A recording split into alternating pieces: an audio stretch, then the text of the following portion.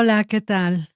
Bienvenidos al podcast Mujer Raíz, Liderazgo y Conciencia, un lugar donde abrir la vulnerabilidad es permitido.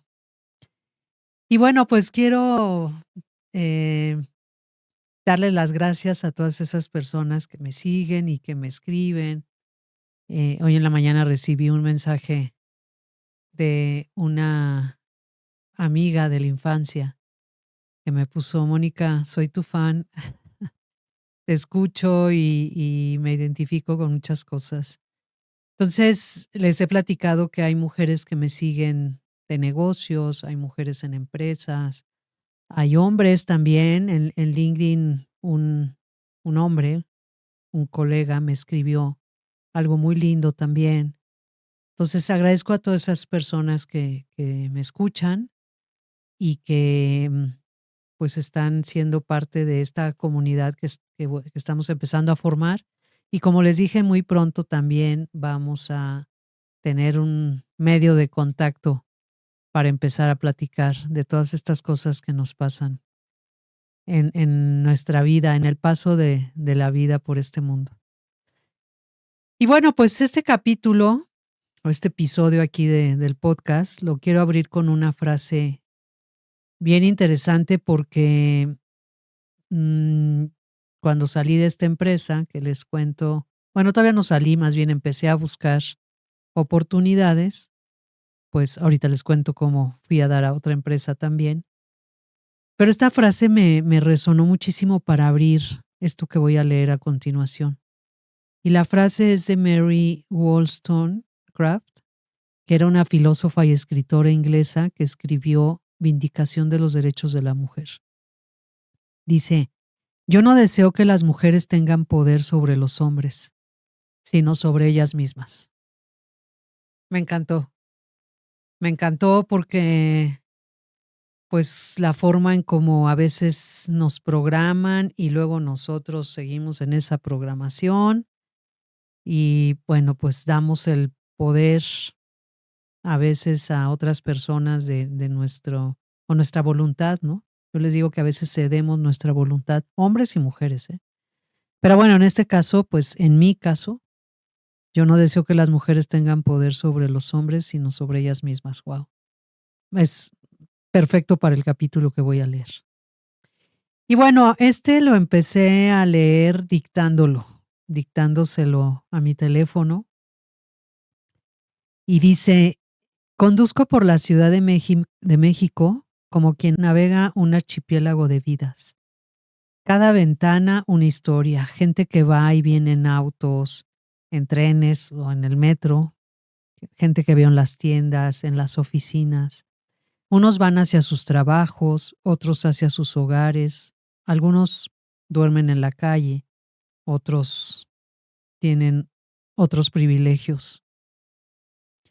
Y esa visión de estar viendo, yo soy muy observadora, entonces cuando voy manejando, y aquí en la Ciudad de México y ahorita que hay demasiado tráfico previo al mundial por muchas cosas, soy muy observadora y entonces observo aquellos detalles que a lo mejor por estar pensando en los problemas y en las cosas y si estoy enojada por el tráfico y lo que sea, no los ves. Entonces sí veo pues esas personas que están en la calle, el que te quiere limpiar el parabrisas, esas mujeres que van corriendo con sus hijos a la escuela. Y me pregunto tantas cosas, ¿no? Yo les estoy contando en este podcast o en este libro una narrativa de mi vida. Pero imagínense si todos pudiéramos contarlo. Qué interesante y qué nutrido y cuánto aprendizaje y reflexión podríamos tener de todas las historias de todos, ¿no? Y me pregunto qué hilos invisibles llevaron a esas personas a estar donde estamos, a coincidir en la calle, en un centro comercial, en la iglesia, en algún lugar. O sea, ¿qué tuvo que pasar para que coincidiéramos, no? No las juzgo, no conozco sus mapas, simplemente siento que la vida nos coloca pruebas y paisajes que no elegimos y que la responsabilidad de cómo respondemos a esos paisajes nos define. Esta certeza abrió mi puerta a este nuevo capítulo. Un día, Después de esa escena que les platiqué en el capítulo previo de mi jefa directa gritándole a su asistente, pues de alguna forma en los medios y en las fuentes que había en ese momento, pues empecé a buscar otras oportunidades. Y llegó una llamada, un headhunter o una persona que busca talento o personas para cubrir oportunidades laborales, me ofreció una entrevista con una planta automotriz en la zona industrial de Naucalpan. La propuesta tenía el tono práctico que entonces me movía: estabilidad, buen ingreso, la posibilidad de sostener la educación de mi hijo, la posibilidad de proponer retos. Y todo esto no era una ambición vacía, era la decisión de sostener una casa, una familia, una carrera, una vida con dignidad. Después de varias entrevistas, me eligieron, acepté y pocos días después me incorporé como gerente de recursos humanos. La planta se desplegaba alrededor de un gran patio. Las oficinas miraban la producción y el ruido de todas esas máquinas y de toda esa operación marcaba un ritmo que era casi un latido colectivo. Entrar fue asomarme a otro idioma, diferente a las hojas verdes de la nómina, las impresoras de puntos, ¿se acuerdan todo eso que les había contado? Era ya un sistema, un equipo de trabajo que yo tenía. Yo ahí ya era responsable no solo de la administración de recursos humanos, sino de toda la gestión de recursos humanos, incluyendo seguridad y higiene. Y también había un sindicato activo, o como lo escribo en el libro, con voz viva en la planta de manufactura. Me acuerdo que antes de ingresar, bueno, en las entrevistas me entrevistó el director de operaciones nacional, porque en México había muchas plantas que pertenecían a esta gran empresa. El director de operaciones, un hombre de presencia rotunda, ojos verdes, así grandote. Y cuando entré, me mandaron a hablar y me dijo: te habla el ingeniero, vamos a ponerle el ingeniero Luis, para poner un nombre. Y yo dije: wow, porque aparte de a Luis, que era el director, pues le reportaba un gerente de planta, que realmente era mi jefe. Ahí es donde yo empecé a conocer las estructuras matriciales. Yo le reportaba al gerente de planta, al director de operaciones, pero también al director de recursos humanos en el corporativo y al de laboral. Entonces, para mí fue un mundo bien interesante, ¿no? Entonces, bueno, pues me manda a hablar y entro a la oficina donde estaba. Me acuerdo que era un hombre que no iban de traje ni íbamos de muy formales. Yo estos primeros días sí, porque yo venía de oficinas, entonces iba con mi traje sastre y mis tacones y así. Y lo veo que trae una camisa con un bolsillo en su camisa y saca de ahí varias tarjetitas. Y agarra una y pone mi nombre y me dice: Mónica, te voy a entregar o te voy a asignar 3 proyectos. Proyecto uno, proyecto 2 y proyecto 3.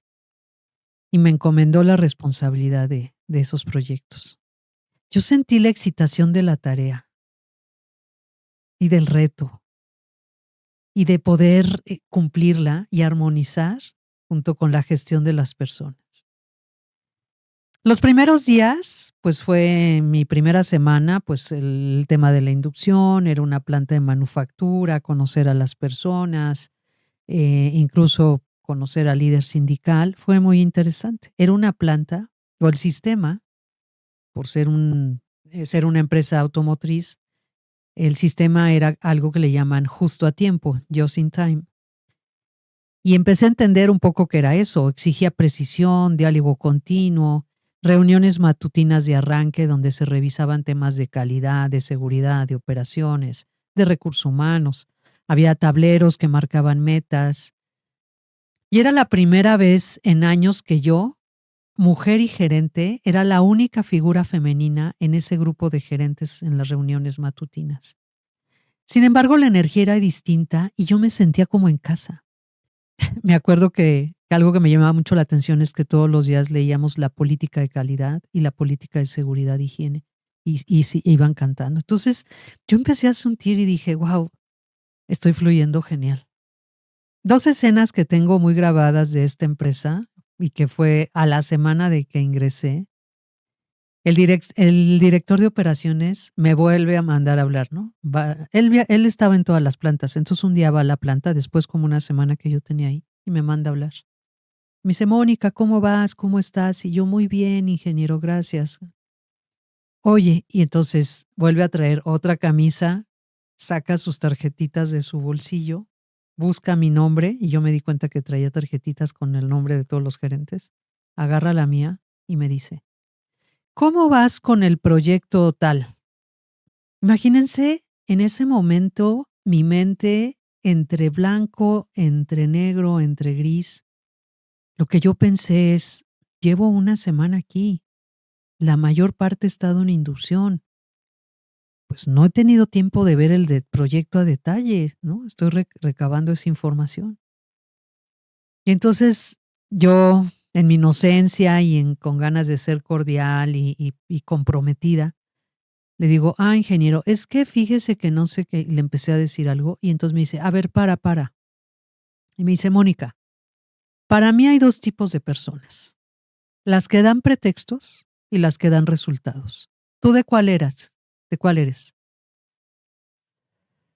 Ese, no sé si les pasa, pero cada aprendizaje de vida, por lo menos yo lo identifico y digo: "Este es un aprendizaje". Evidentemente me dio muchísima pena. Me sentí incómoda, me sentí, ¿cómo le puedo contestar esto? Realmente yo no lo conocía bien y pues, bajé la mirada, inhalé y exhalé y le dije: "Tienes razón, dame un par de días y te traigo las respuestas", y me fui. Y yo aprendí de a partir de ese momento que yo soy de las personas que dan de resultados y no que las que dan pretextos, aunque debo confesar que en el camino varias veces se me olvidó y lo volví a recordar de diferentes formas. Esa fue una de las escenas que todavía, y lo cuento cuando doy conferencias y cuando doy clases y cuando doy cursos y cuando puedo platicarlo. Y el otro fue, em, pues, con el líder sindical. Recuerdo que cuando se fue a presentar conmigo fue muy cordial, pero a los 2 3 días regresó y me dijo: "Oiga, licenciada, pues fíjese que traigo estos puntos, pero antes de todo le quiero decir que esto es un terreno de guerra".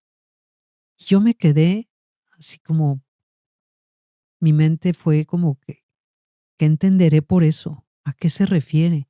Y entonces, le dije: A ver, quiero escucharlo, ¿cuáles son sus peticiones?". Me dio una lista en mano y le dije: "Déjeme revisar qué es lo que está pasando con todo esto". Yo la verdad es que sentí en ese momento su frustración de las demandas y muchas expectativas de que alguien solucionara temas del cual, pues, yo no tenía conocimiento pleno. Creo que ahí empezamos a gestar una relación, yo de entendimiento y de escucha, y él de esperanza, aunque su lenguaje no verbal no era lo que me dejaba ver. Otro día, también otra experiencia que aprendí en los primeros días. En entrar a la planta había un pasillo y del lado derecho estaban las oficinas de recursos humanos, luego, luego. Arriba estaba el comedor y derecho se entraba a la planta y estaba toda la planta de producción y hacia la izquierda había que cruzar toda la planta para llegar a las oficinas de todas las demás áreas. Y por alguna razón ese día, todavía yo me vestía así un poco. Fui con un traje sastre de falda y tacones altos, y entonces el gerente de planta me mandó a hablar. Y yo salí y crucé toda la planta con traje sastre y tacones, y sentí la mirada y algunos leves chiflidos que me recordaron el lenguaje de las plantas de manufactura. Volví a la oficina, bueno, pasé una pena horrible. Cuando de regreso tuve que volver a cruzar la planta, para mí fue una experiencia donde esos minutos se me hicieron eternos. Y a partir de ahí dije, ¿cómo yo veía a la gente como con uniforme? Hablé con mi jefe un día y me dijo, vamos a uniformarnos todos. Y me encantó. El uniforme era pantalones jeans de mezclilla, camisa de mezclilla, botas de seguridad. Y yo adopté eso. Y hasta la fecha, yo casi no uso zapatos de tacón porque mi mundo de manufactura fue así. Pero también creo que fue un gesto sencillo y simbólico, pero muy poderoso, porque el liderazgo empieza por el suelo que se pisa. Me sumergí en la filosofía y en la cultura de Lean Manufacturing o manufactura esbelta, que es la filosofía de mejora continua. Las 5 S, los eventos Kaizen, el análisis de flujo, todo eso son ritmos que me sedujeron. Comprenderlos me permitió traducir necesidades operativas a estrategias de personas. La formación tenía que ser práctica, inmediata, ligada a los indicadores de negocio. El reconocimiento debía conectar con la mejora real de los procesos. La seguridad no podía ser un discurso, sino una rutina. Y empecé a formarme con todos esos ingenieros, todos esos operadores, y a preguntarme la lógica de los tiempos de ciclo y a hacer que recursos humanos hablara el idioma del negocio. Yo desde ese entonces, les estoy hablando hace 20 años, hago esto. Yo escucho hoy conferencistas o sesiones donde hablo, no, es que los recursos humanos no es estratégico y es que debe hacerlo. Yo lo aprendí a hacer hace mucho tiempo. Para mí es una práctica normal y a eso me dedico, de hecho, hoy, aunque con, con un poco de tristeza debo admitir que todavía hay muchos líderes o muchos dueños de empresas que no alcanzan a ver eso, pero yo soy una persona de reto y estoy en eso. Y esto me abrió la posibilidad de alinear decisiones de talento con la estrategia al cliente, una transformación con sentido. Diseñé también prácticas de gestión de talento, toda la parte de talento, mapas de capacidades, planes individuales, todo. ¿Por qué? Porque la empresa pertenecía a la planta de manufactura, a un grupo de empresas muy grande, la verdad no sé si global, pero por lo menos en América. Y yo empecé a llevar la planta que empezó a tener mejor implementación de proyectos. Por lo tanto, un día me mandan a hablar y me dicen, Mónica, en esta planta, esa va a ser la planta piloto para implementar PeopleSoft. Yo pues ya había tenido conocimiento de esto y dije, ok. Y con quien lo vas a hacer es con una firma de consultoría global que está en Estados Unidos, que te va a ayudar a bajar y implementar aquí en México PeopleSoft, incluyendo la nómina. Yo, la verdad, inocente, bueno, sin el conocimiento y sin la alineación total de cómo PeopleSoft se iba a alinear con la legislación mexicana, con las prácticas, con el tema laboral, con todo esto, pues yo la verdad dije, qué padre, con gusto. Y empezamos a hacerlo.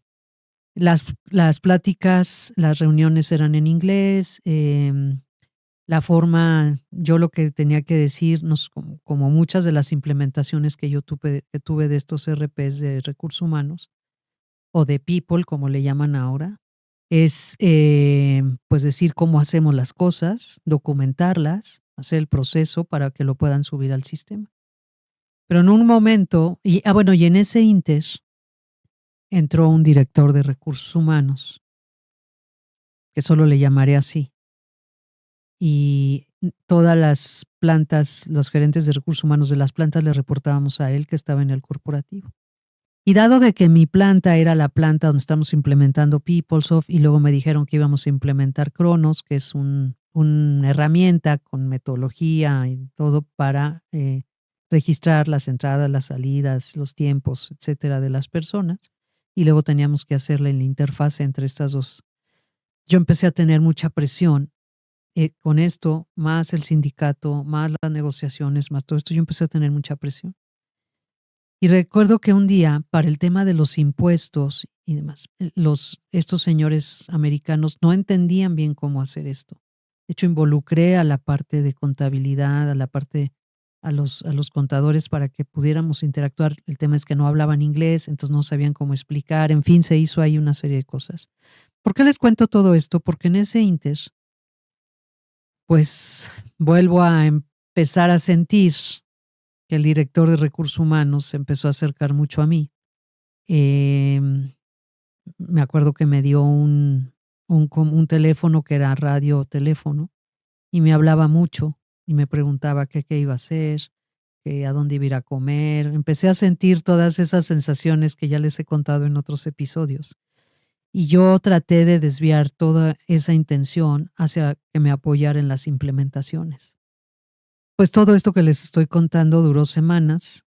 Hubo tensiones, la técnica exigía precisión y hubo momentos en que pues yo sentí que no me apoyaba y que no me apoyaba por estarme preguntando otras cosas personales y luego iba a la planta y me invitaba a comer y como saben, pues yo ya había vivido eso. Y entonces un día vino el CHRO del corporativo de Estados Unidos a México y lo conocí y entablamos una muy buena relación. Me preguntó cómo iba con el proyecto, le platiqué. Y él me dijo, y ahí es donde sentí una confianza enorme, decir, Mónica, si algo no pasa bien o en algo te puedo apoyar, escribe. Pues yo lo hice así.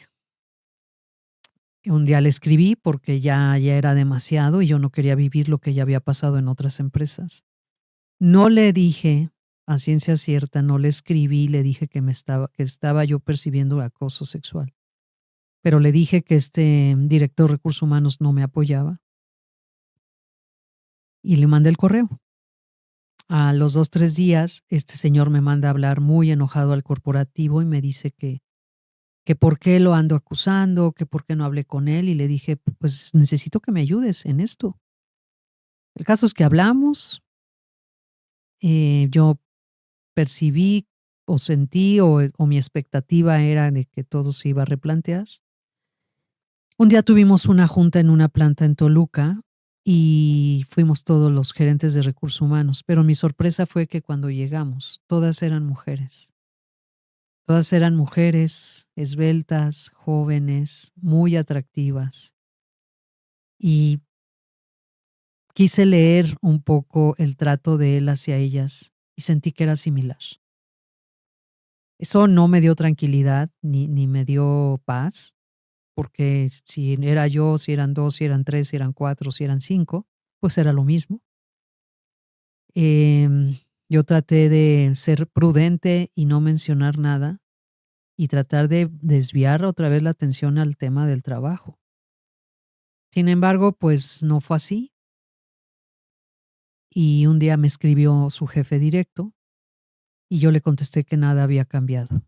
A los pocos días me fui de vacaciones y cuando regresé, este director de operaciones que les cuento de al principio, cuando ingresé, me manda a hablar y me dijo, Mónica, no sé qué le hiciste a tu jefe directo, pero habló muy mal de ti de varias cosas, por lo que vamos a manejar algún proyecto diferente para que no tengas que estar interactuando con él, y así fue.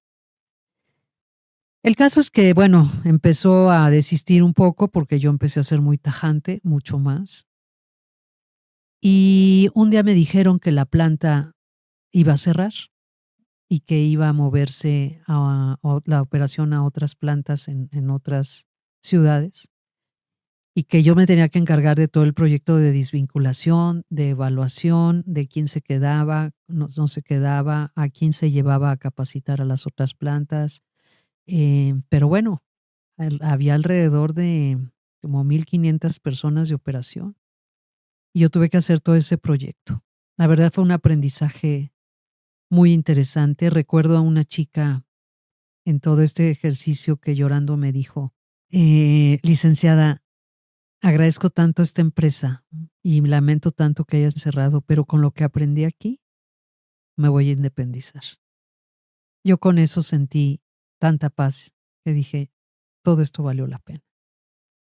Y bueno, pues un buen día la planta cerró, nos liquidaron a todos Algunas personas se las llevaron a otras plantas, a las que no nos liquidaron, y la verdad es que lamenté tanto, porque yo no me podía mover a otras ciudades porque mi hijo todavía era pequeño y mi esposo trabajaba en una empresa en la Ciudad de México.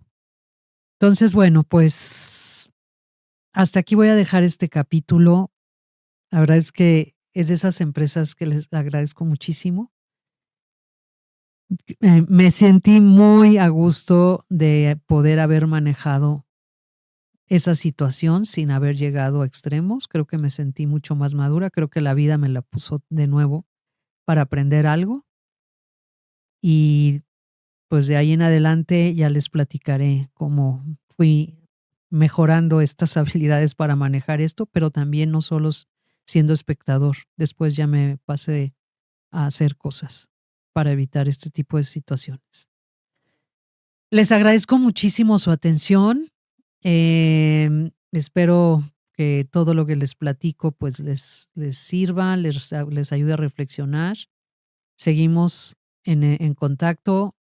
Suscríbanse, denle like en YouTube, en Spotify, en iHeartRadio, en Amazon Music. Pónganme comentarios y yo con gusto les contesto. Les agradezco muchísimo.